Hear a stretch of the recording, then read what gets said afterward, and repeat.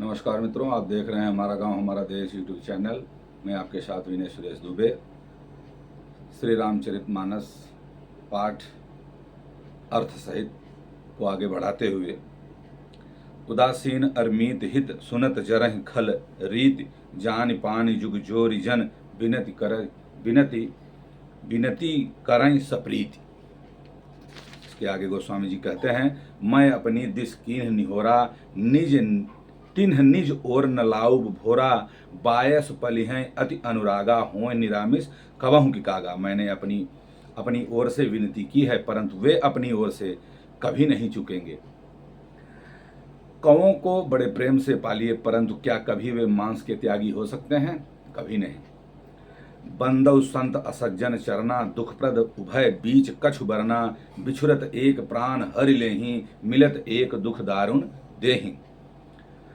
गोस्वामी जी कहते हैं, अब मैं संत और असंत दोनों के चरणों की वंदना करता हूँ। दोनों ही दुख देने वाले हैं, परंतु उनमें से कुछ अंतर कहा गया है। वह अंतर यह है कि एक संत हैं तो बिछुड़ते समय प्राण हर लेते हैं, और दूसरे असंत मिलते हैं तो तब दारुण दुख देते हैं। अर्थात संतों का बिछुड़ना मरने के समान दुखदाई होता है और असंतों का मिलना प्राण लेने के जैसा होता है। उपजहि एक संग जग माही जलज जोग जिम गुण बिलगाही सुधा सुरासम साधु असाधु जनक एक जग जलधि अगाधु।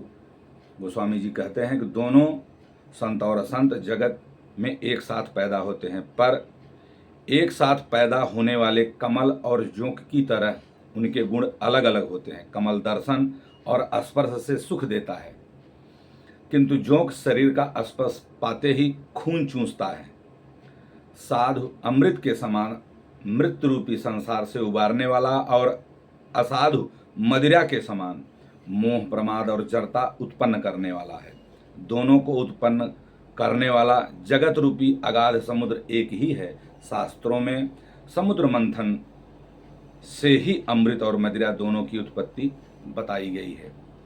भल अनभल निज निज करतूती लहत सुजस अपलोक विभूति सुधा सुधाकर सुर सर साधु गरल अनल कलिमल सर व्याधु।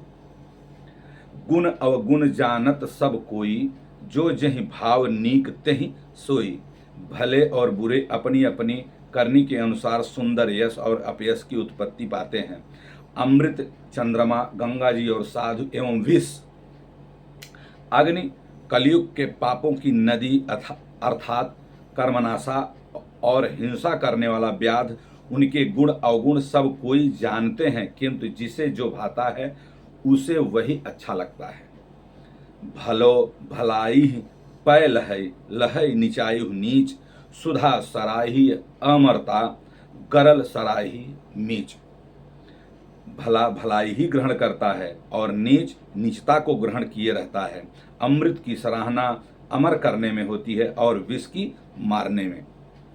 खल अघ अगुण साधु गुण गाहा उभय अपार उदधि अवगाहा तेहिते कछ गुण दोष बखाने संग्रह त्याग न बिनु पहचाने। दुष्टों के पापों और अवगुणों की और साधुओं की गुणों की कथाएं दोनों ही अपार और अथाह समुद्र हैं। इसी से कुछ गुण और दोषों का वर्णन किया गया है, क्योंकि बिना पहचाने उनका ग्रहण या त्याग नहीं हो सकता। भले पोंच सब विधि उपजाए गनि गुण दोष वेद बिलगाए कहीं वेद इतिहास पुराना विधि प्रपंच गुण अवगुण साना। भले बुरे सभी ब्रह्मा के ही पैदा किए हुए, पर गुण और दोषों को विचार कर वेदों ने उनको अलग अलग कर दिया है। वेद, इतिहास और पुराण कहते हैं कि ब्रह्मा की यह सृष्टि गुण अवगुणों से सनी हुई है। दुख सुख पाप पुण्य दिन राति साधु असाधु सुजाति कुजाति दानव देव ऊंच अरु नीचू अमीय सजीवन माहुर मीचू माया ब्रह्म जीव जगदीशा लक्ष्य अलक्ष्य रंग अवनीशा काशी मग सुर सरि क्रमनासा मरु मारव महिदेव गवासा सरग नरग अनुराग विरागा और निगमा गम गुण दोष विभागा। दुख सुख पाप पुण्य दिन रात साधु असाधु सुजात कुजात दानव देवता ऊंच नीच अमृत विष सजीवन सुंदर जीवन मृत्यु माया ब्रह्म जीव ईश्वर संपत्ति दरिद्रता रंक राजा काशी मगध गंगा कर्मनाशा मारवाड़ मालवा ब्राह्मण कसाई स्वर्ग नरक अनुराग वैराग्य, ये सभी पदार्थ ब्रह्मा की सृष्टि में हैं। वेद शास्त्रों ने इनके गुण दोष का विभाग कर दिया है। जड़ चेतन गुण दोषमय विश्व कीन्ह करतार संत हंस गुण गहई पय परिहरि बारी विकार। विधाता ने इस जड़ चेतन विश्व को गुण दोषमय रचा है, किंतु संत रूपी हंस दोष रूपी जल को छोड़कर गुण रूपी दूध को ही ग्रहण करते हैं। गोस्वामी जी आगे कहते हैं, अस विवेक जब देई विधाता तब तज दोष गुण ही मनुराता काल स्वभाव कर्म बरी आई भलें प्रकृति बस चुकई भलाई। विधाता जब इस प्रकार का हंस का सा विवेक देते हैं तब दोषों को छोड़कर मन गुणों में अनुरक्त होता है। काल स्वभाव और कर्म की प्रबलता से भले लोग साधु भी माया के वश में होकर कभी कभी भलाई से चूक जाते हैं। सो सुधारि हरिजन जिम लेही दल दुख दोष विमल जस देही अब खलऊ करहि भल पाई सुसंगु और मिटई न मलिन स्वभाव अभंगु। भगवान के भक्त जैसे उस चूक को सुधार लेते हैं और दुख दोषों को मिटाकर निर्मल यश देते हैं, वैसे ही दुष्ट भी कभी कभी उत्तम संग पाकर भलाई करते हैं, परंतु उनका कभी भंग न होने वाला मलिन स्वभाव नहीं मिटता। लख सुबेश जग बंचक जेऊ बेस प्रताप पूजिये तेऊ और उघरहि अंतन होई निबाहू काल नेम जिम रावण राहु। जो वेशधारी ठग हैं उन्हें भी अच्छा साधु सा वेश बनाए देखकर वेश के प्रताप से जगत पूजता है, परंतु एक न एक दिन वे चौड़े आ ही जाते हैं। अंत तक उनका कपट नहीं निभता, जैसे काल नेम रावण और राहु का हाल हुआ।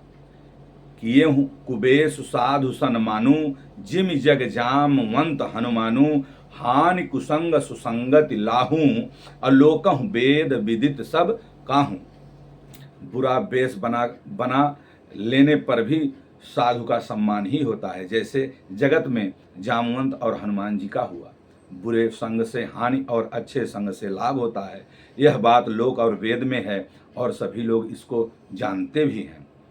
गगन चढ़ई रज पवन प्रसंगा कीचहि मिलहि नीच जल संगा साधु असाधु सदन सुख सारी सुमिरहि राम देहि गनि गारी।